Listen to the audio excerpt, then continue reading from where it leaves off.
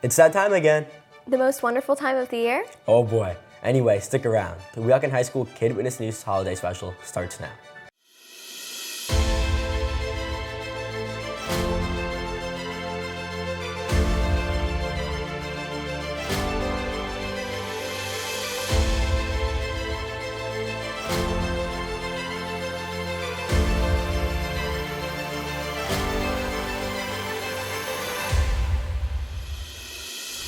This time of year is all about celebration, about all the good things in our lives. Agreed, and one thing that we can celebrate is the WHS High School football team. Right, 8-1 and Union Division champs. Best football season ever. Take a look. That's right, Weehawken. The Weehawken High School football team won their division championship. So many great things happened this season, so many great players, and I'm here to recap the season. We were lucky enough here at KWN to speak with Mr. Campy before the end of the season. Let's check out what he had to say. I think that a lot of it comes down to our preparation going into this season. I think that this group's put a lot of effort in just preparing before the season even began with our lifting and just being dedicated to the cause. So I think that has a lot of big part to play in it. Even though football is a team sport, has there been one player that you've seen a lot of improvement from the last year, or a lot of growth? A couple of guys stand out. Our senior group has been dedicated and has been very strong from the get-go. So you have Jason Gonzalez has been done a really nice job on both sides of the ball, defensively and offensively. Bryce Honig is, he's our jack of all trades on offense. And but a younger guy in particular, Inez Wells, he's a sophomore. He's really taken the jump. He's going to do better in the future. So going back on team sport, how has your team's chemistry rival the other teams that you've seen? Football is a team sport, and it varies from team to team, just the relationships that the players have with one another. And I think we have What mindset have you been trying to push for your team recently? Has there been anything specific, or has it been one thing throughout the whole season? Just go forward. We don't want to think about the past, whether it's good or bad or indifferent. We just want to go forward and keep on going into the next play, the next day, have a short memory and move on. Thank you, Mr. Campy, so much. Hope you do well for the homecoming game. Absolutely. I'm Jacob Roy, and let's go back to the desk. Weehawken would end the regular season 6-1 and would beat Pagoda in the first round of the playoffs to play Elmwood Park in a rematch where they would get their revenge and win 21-6 to become Union Division champs. Truly a season to remember. Congratulations to all the players, coaches, and especially Coach Campy, and especially Weehawken for winning their first ever division championship. Such a great year for the football team. Weehawken has a great sports program. Another sport at Weehawken that is up and coming is hockey. I took a deeper look at the hockey program. Check this out.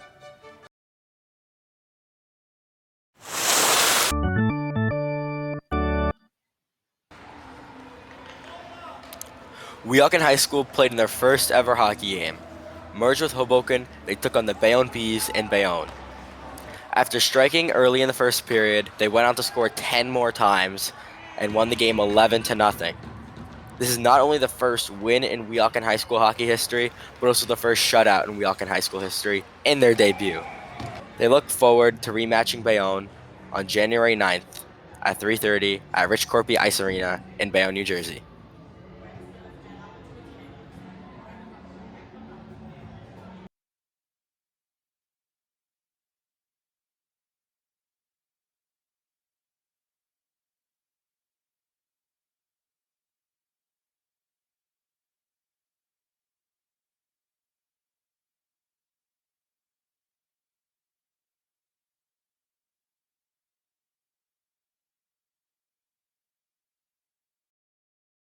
Hockey enrollment was up this year, but we are always looking for new players.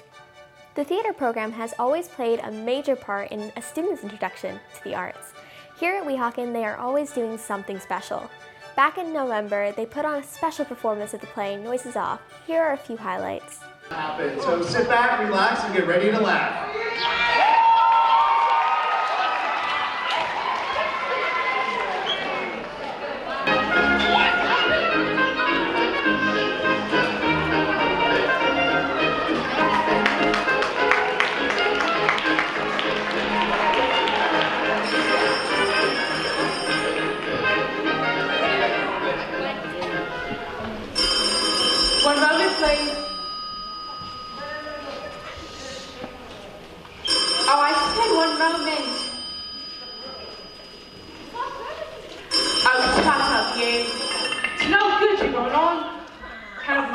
sardines and then some foam. It's only got one pair of feet.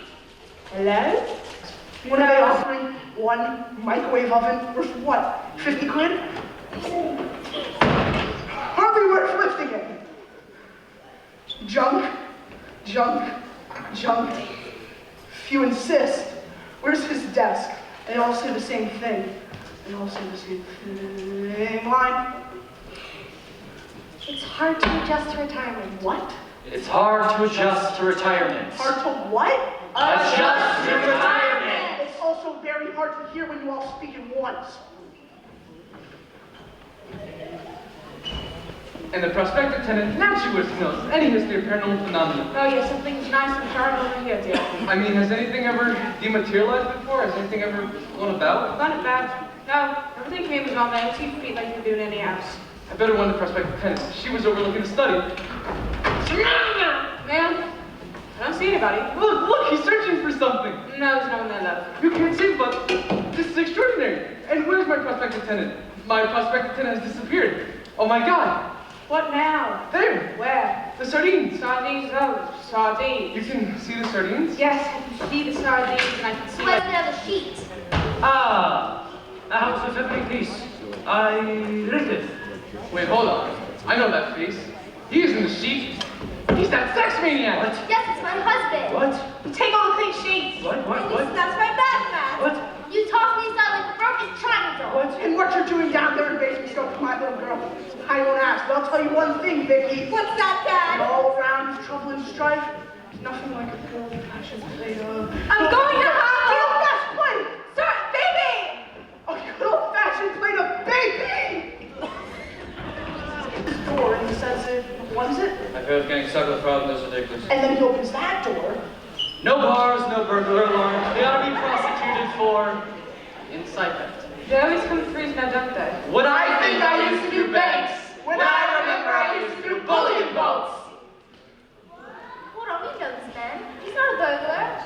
He's our social worker. These are what? He's that nice man who comes in and tells us what to do. What to do?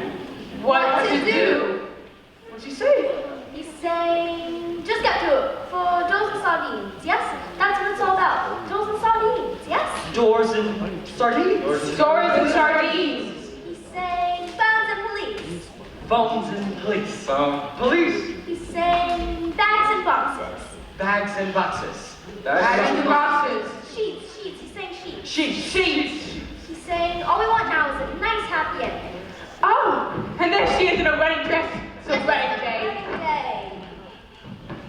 Ah, do you take this sheet to be your lawfully wedded wife?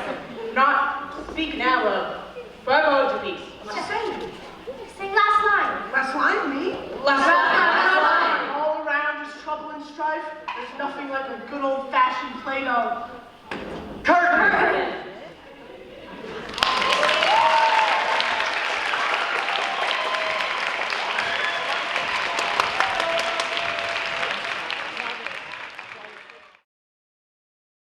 What a great show. Speaking of theater, did you know that one of our very own students is actually performing on Broadway in The Nutcracker? Now I do. I heard that 7th grade reporter Maguette Goy got a one-on-one interview with this future celebrity. Maguette? Hi guys, so today we have Lucas Hines who is performing in The Nutcracker, and we were able to get an interview with him today. So, number one, how did you even get into The Nutcracker? Well, there was an audition for it, and then after me and a bunch of kids auditioned, they emailed me and one other kid and said I was the Prince of the Nutcracker. Oh, that's cool. So have you been in The Nutcracker before or any other place? No, I've never been in the Nutcracker before, but I have been in Swan Lake in 2019. The reason why I couldn't do the Nutcracker last year was because of COVID. Yeah, that makes sense. COVID was horrible. Well, so I think you said earlier your role in The Nutcracker was the prince? Yeah. Is that like a major role? Yeah, so there's two main roles. It's Marie and Prince. So Marie is the girl, and then the prince is the boy. Oh, which is you, right? Yeah. Okay. Do you like performing in The Nutcracker? Yes, I love performing in The Nutcracker. That's cool. Are you going to perform in any Weehawken plays in the future? Probably. The reason why I didn't this year was because I thought it would be too much if I got into the Nutcracker, because I didn't know if I was gonna get in or not. And it would have been too many rehearsals and stuff. So that's why I didn't do it. But I probably will in the future. Okay, that's cool. Are you going to do the Nutcracker again? Yeah, hopefully, if I get in next year. Oh, that's cool. Thank you guys for viewing in with the interview with Lucas Hines. Bye. Wow, so cool. Break a leg, Lucas. It seems that a lot of our folks here are getting close to stardom, right? Makes sense to me. With so many students and faculty doing such interesting and exciting things. One such person is Mr. Ferullo's administrative assistant, Susan Socius, who recently had a television experience that she will remember for a lifetime. So, Ms. Socius, as I understand, you were on the Drew Barrymore show last January, is that Yes, correct? I was. All right, perfect. And what was your role on the show? I called them because they were trying to find someone for a makeover. And I contacted them and they picked me for the makeover. And what was your experience with that? Oh, it was a wonderful experience. I spent the first day at a hair salon in 5th Avenue. Everyone was super nice. The second day, I spent at our Nordstrom, just trying on clothes with my own fashion stylist. And then the third day, I got to be in the show, so they would show the change. Oh, that's makeover. cool. Yeah, Yes. I like that. And were you surprised by anything that they did?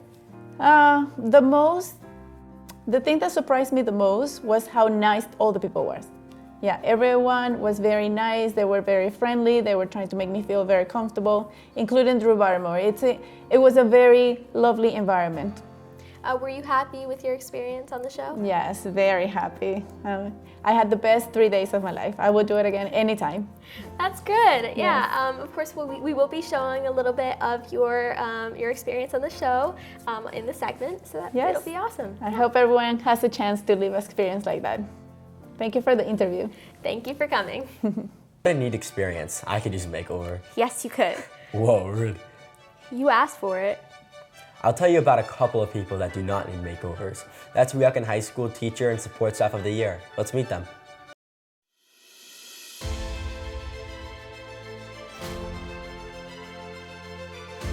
Hi, I'm Dick Moore. I'm here with Support Staff Person of the Year, Miss Barkis. And how long have you been the school nurse of Weehawken High School? This is my 4th year. I did 3 years already.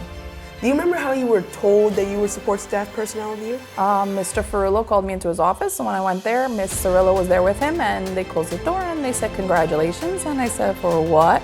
And they said, you won Support Staff of the Year, and I was very surprised. Can you run through a typical day at Weehawken High School from when you first get here to the end of the day? Sure. When I first get here, I sit down on my desk, I turn on my computer, I look to see if I have any emails, I check through my phone, any missed calls and voicemails, I look to see if anybody left notes on my desk and put the doctor's notes in, and then I just go about putting in paperwork and seeing who comes in and what their complaints are. What's your favorite part about being the school nurse? Any specific part of it? Is it the kids? All the kids, for sure. They come in, they make me laugh. They sing, hey miss, how are you? What's your day? Do you have any candy? Because they always come to me for candy, but sometimes I get a serious illness, but usually it's just a fun day. I do know a few kids in my class that come to you just for cough drops. And one last question, is there one specific thing that stands out to you about this year? This year feels like we're getting back to normal. Last few years were a little crazy and hectic with COVID, but this year feels like kids are back. You see the smiling faces, not as many. There's still absences because it is the winter, but not as many crazy absences as there was before. Well, thank you so much, Ms. Barker, for taking the time. Your very hard day. I know it must be very difficult to be a school nurse, and I'm Jacob Arroyo. Thank you. That was awesome, dude.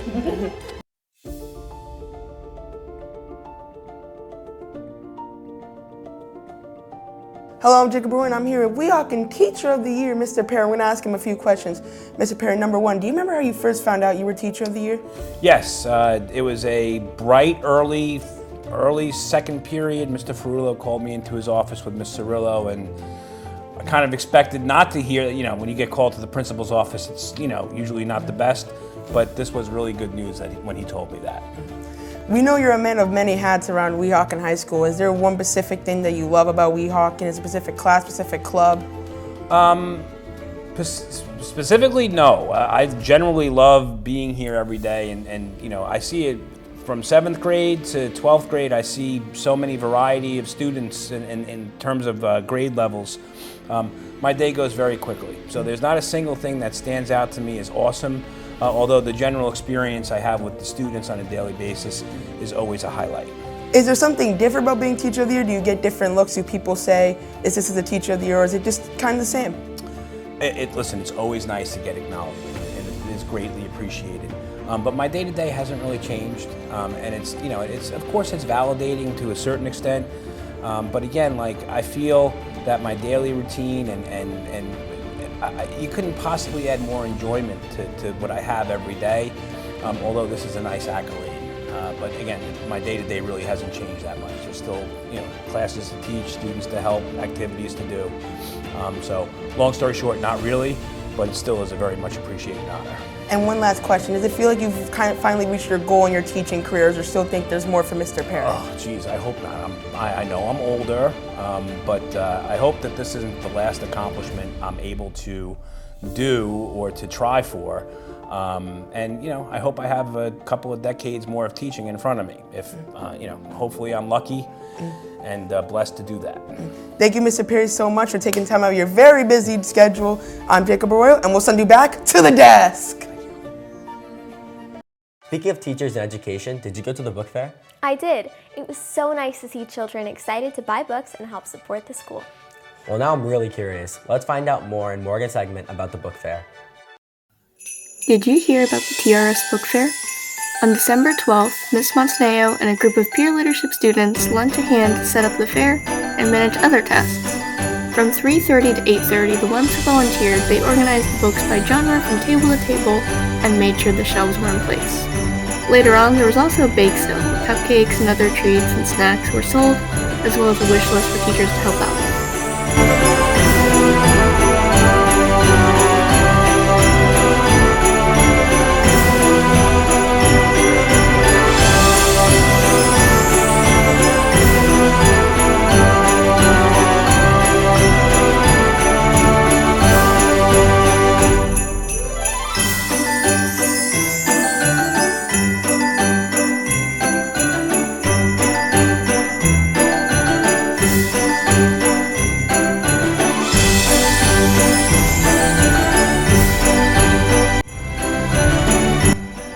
The book fair organizers, Jennifer Zelmer and Jennifer Bolkar, shared more details about the fair and what they hope for in their interview. To start, what went into organizing this book fair? Well, we've been doing these, Jen and I have been doing these together for, I think we figured out about 7 years, starting at Webster and now here. But really what goes into it is coordinating with the principal and all the teachers. You know, gosh, we get so much support from the PE teacher, has to sometimes rearrange a schedule to help support it. All that gets scheduled and planned, and then it takes the effort and work of parent volunteers, of the volunteers from the high school. So we had some kids volunteering here from Roosevelt today as well to help us get set up, and then it's a go. There's also a lot of work to do with communication to parents. We make sure that letters go out well in advance. We put different posts on social media, Facebook and Twitter and Instagram. And our teacher liaisons here at Roosevelt School, they help us a lot too. Yeah, Miss Carol and Miss Garcia, they did support us a lot. They were here tonight as well. So how long would you say you've been involved in these book fairs? Well, since my son was in kindergarten at Webster School. We've done it every year since, and this will be my last year since now he's in 6th grade. Yeah, and I think I might have done it a year or two before we started doing it together, so it's been at least 7 years, so this is the last one for me too. And what do you think is most important about continuing these book fairs? That the students continue to be excited about reading. They look forward to this event every year. They come in with such enthusiasm to buy books. So we would love to see that continue, and also in the future that the PTA continues to be able to donate books to the classrooms and for their libraries. And for all the student, we also make sure every student goes home with the book. That is all sponsored by the PTA and by the All for Books charity that Scholastic runs, that frankly a lot of folks here in town donate to help make sure we can make that happen. So it's great. So overall, the book fair was in and of itself a success. There was a turnout of over 20 parents and kids, and it showed their interest and enjoyment in reading. Thank you guys, and see you next time. That was so fun. It really was. Have you started your New Year's resolutions yet? Oh, not yet. But during this time, I'm getting really nostalgic for what's happened over the year. It really did go by fast. Why don't we take a trip down memory lane to see our year in review? Okay. So this year, what would you say were the key moments of 2022? There's so many key moments. It's been a really great year. From sports, our girls won their first ever championship, first ever for a girls team in Weehawken history. I think it was our first state championship since 1966. So, I mean, that was huge. Championship game, fans that I haven't seen in years came to the game to support the team. It was a really outstanding moment. This fall, we had our first ever state championship winner. And we had a couple winners in counties, Ashton Taffarello and Keanu Ray, like record-setting performances. Our football team won its first ever league title. I've been coming to games since 1978. I haven't seen a team this successful record-wise and performance-wise ever, so athletically it was just a great performance. Activities, we won an award for Sustainable New Jersey for how environmentally friendly basically our school is. We scored the highest ever for a high school, which is fantastic. We were voted the #1 school district in Hudson County. Again, academically, we had so many successful students going to Ivy League schools and Stevens Tech, NYU, full scholarships. So there was that. And then in community, I can't say enough about some of our clubs. Our climate club did a beach cleanup. We just did a toy drive. We did a winter coat drive. We did another drive for the families that just got burned out of their home. There was a fire in North Bergen, so the students did a fundraiser for them. It was just so many things that go on here. It's almost impossible to keep up, but it's a really great community-based school that way. That's fantastic. So what are you looking forward to next year? Everything. I'm always excited about a lot of new initiatives that we have coming. We have a flight simulator that we're bringing into school along with a drone class where kids are going to learn how to get hours in a flight simulator to fly a plane. They don't get licensed for it, but they do get the experience in the actual simulator to go into a class where they can get licensed. And in a sense, really, I just like to see the overall growth of the student body. And, seeing the seniors kind of prepare for college, graduation is something to look forward to, and it's bittersweet because it's really nice to have them graduate, but at the same time, it's sad to see them leave. And then there's preparation for the juniors, the excitement that they're going to have heading into senior year, and the excitement they have that they know they're going to be the leaders in the building. So there's a lot to look forward to this year. Awesome. Thank you very much. It's my pleasure. Wow, it's been a great year. I agree. It's a good segment for what's coming up. What's next? Coming up now, we're going to take the time to say goodbye to all the talented teachers that are leaving our school.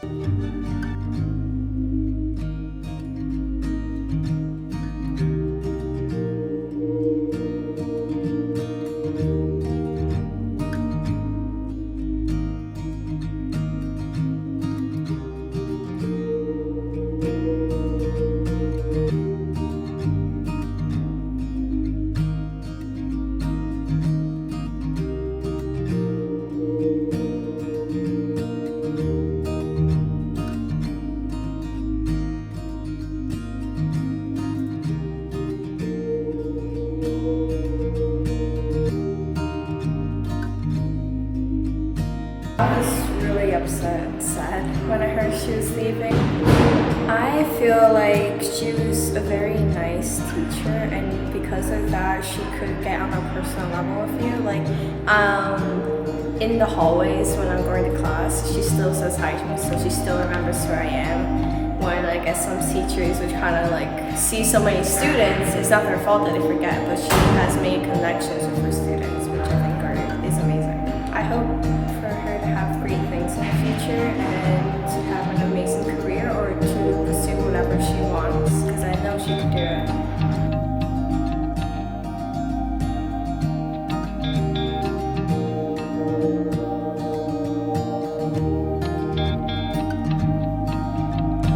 At first was kind of surprised because Ben just told us one day, it's like, hey guys, I'm leaving at the end of January. This is my goodbye, informal. And it was kind of a shocker more than anything. Obviously there was like a pain a little bit because it's like, dang, he's leaving. But it was more surprise than anything. He's a person that I've seen throughout my time here in high school. I'm a senior now, and I've had him since I was a freshman, so it was like, oh, wow, like last minute kind of big shock. I've only been in one club with Bannon, and that's the esports club. And I want to say like the esports club is such a big thing, especially with Bannon. So leading back to the previous question, it was a big shocker finding out that he was leaving. Because one of the things that would also be impacted was the esports club. I myself was in the Overwatch team, which won first place, and it kind of shows that like dedication and like teaching coach style he gave us and what he told us.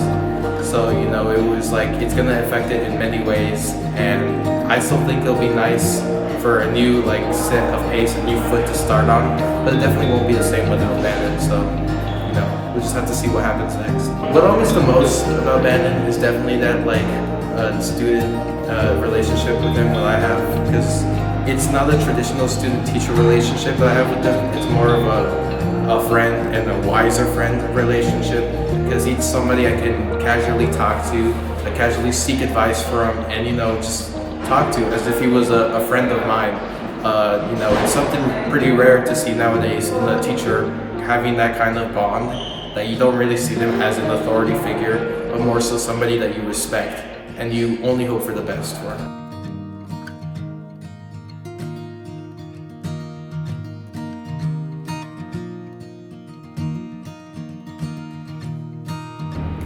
I feel a little bit sad that our best teacher is leaving.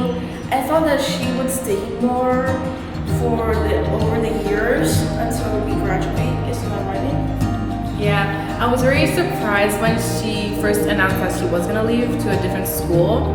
I thought she was going to stay here a little bit longer, but if that's what she wants to do, then we'll support her. My favorite part was when she gave us notes to prepare for the test, and how she would joke around at times, so it really felt lively in the classroom. To Miss Welsh, I just wish for her a best luck, and that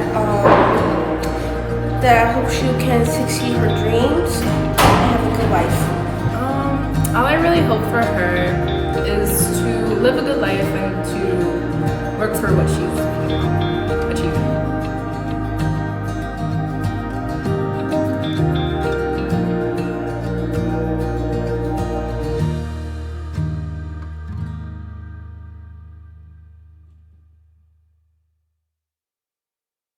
I'm going to miss them. Me too. Well, that concludes our holiday special. Happy holidays, and we will see you next year.